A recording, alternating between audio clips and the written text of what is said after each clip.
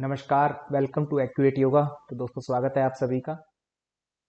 5 जनवरी 2023 को एक नोटिस आया है।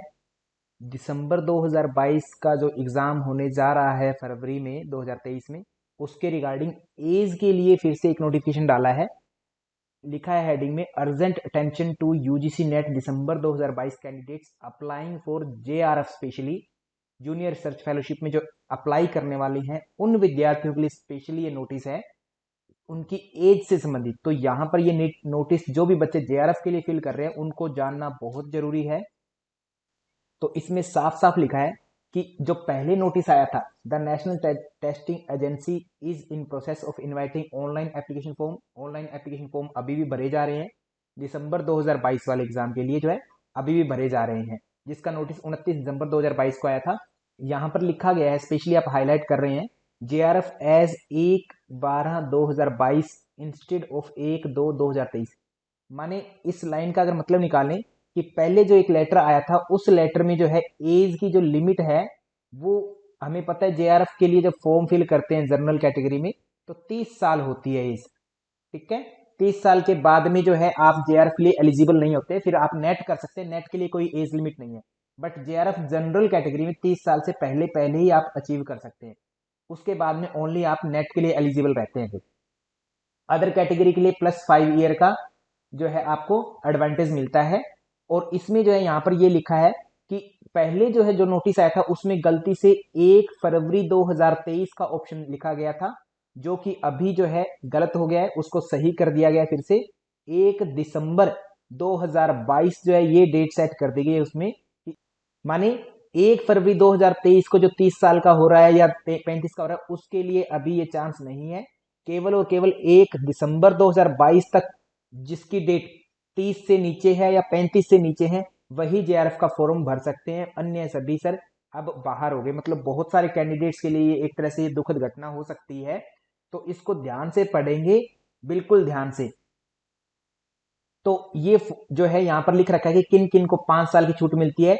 जेआरएफ का 1 दिसंबर 2022 के तक जो है 30 साल की एज अगर हो गई तो उसके बाद में सर आप जो है एलिजिबल नहीं है। ठीक है, तो 1 दिसंबर 2022 से पहले पहले जिनकी 30 साल है या नीचे है 30 से, वही मान्य है इस एज में।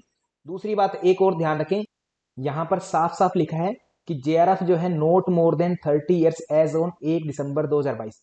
मतलब 1 दिसंबर 2022 तक आपकी एज है ना 30, या फिर अगर कैटेगरी है तो 35 साल से नीचे होनी चाहिए। उसके बाद में अगर आपका या उस तक 1 दिसंबर 2022 को अगर आपकी 31 साल एज है या फिर 36 है तो आप एलिजिबल नहीं है।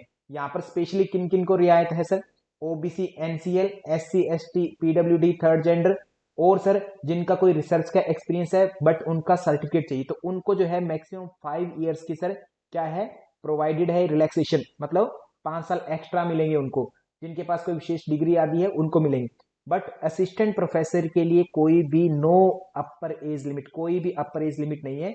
एक बात यहां पर मैं और कहना चाहूंगा, बहुत सारे कैंडिडेट्स को अपनी अभी भी ये नोटिफिकेशन देख करके समझ नहीं आया कि हम एज क्या रखें क्या नहीं रखें। तो उनके लिए सिंपल सा फंडा है, आपको कहीं भी नहीं जाना, कोई चक्कर में नहीं पड़ना। आप जब फॉर्म भरते हैं तो फॉर्म में सीधा जेआरएफ भरिए, जेआरएफ भरिए, चाहे आप 40 साल के हैं, चाहे आप 60 साल के हैं, चाहे आप 2 साल के हैं, 3 साल के, कितनी भी एज है, आप सीधा जेआरएफ पर टिक करिए, जेआरएफ पर फिल करिए, फॉर्म को भरते जाइए। जब आप जूनियर रिसर्च फेलोशिप के लिए टिक करेंगे, फॉर्म को भरते जाएंगे, और जब लास्ट में फाइनली टिक करने की बात आएगी तो अपने आप फॉर्म, अगर आपकी एज सही नहीं हुई डेट ऑफ बर्थ के अकॉर्डिंग, तो अपने आप फॉर्म कर देगा कि आपकी एज में गड़बड़ है, उसको ठीक कीजिए।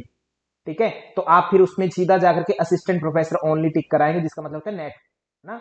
तो आपको जो है अभी संशय में नहीं रहना है कि आपको क्या टिक करना है क्या नहीं, कि मेरी एज का मैं कैसे पता करूं कि किस कौन सी एज होगी कितनी होगी।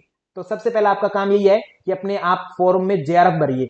जेआरएफ भरने के बाद में अगर आपके फॉर्म फिल किया जा रहा है तो ठीक है, नहीं किया जा रहा तो सीधा जो है अपने आप आपका फॉर्म भरा ही नहीं जाएगा, तो फिर आपको आप आगे जाकर के ऊपर जाकर के फिर से चेंज करना होगा, एडिट कर लेना। तो सबसे पहले जेआरएफ भरिए, अगर एज में कोई इश्यू आ रहा है तो। अगर नहीं आ रहा, अगर आपको फॉर्म समझ में आ गई डिटेल्स तो इट्स ओके, अपना फॉर्म जल्दी से भरिए, लास्ट डेट का वेट मत करिएगा, जल्दी से अपना फॉर्म भरें। So thank you to all, धन्यवाद आप सभी का।